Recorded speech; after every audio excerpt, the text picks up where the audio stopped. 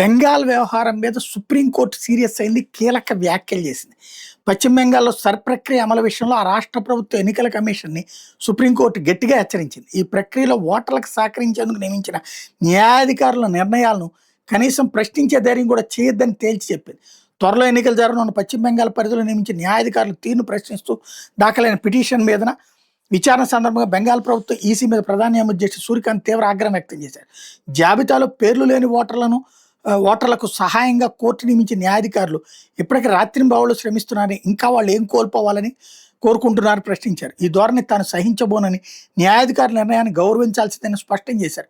ఈ పిటిషన్ ఎవరు దాఖలు చేశారు, ఇరుపక్షాల విశ్వసనీయత మీద మాకు సందేహాలు ఉన్నాయి అని వ్యాఖ్యానించారు. బెంగాల్ ప్రభుత్వం పిటిషనర్ల తరపు సీనియర్ న్యాయవాది మేనకా గురుస్వామి, తృణమూల్ కాంగ్రెస్ ఎంపీ న్యాయవాది కళ్యాణ్ బెనర్జీ వాదనలు వినిపించారు. అలాంటి పిటిషన్ దాఖలైన విషయం తమకు తెలియదని వాళ్ళిద్దరూ కోర్టుకు తెలిపారు. న్యాయాధికారులు తిరస్కరణ గురైన వాళ్ళు అప్పీల్ చేసుకునే వెసులుబాటు కల్పించాలని వాళ్ళు కోరారు.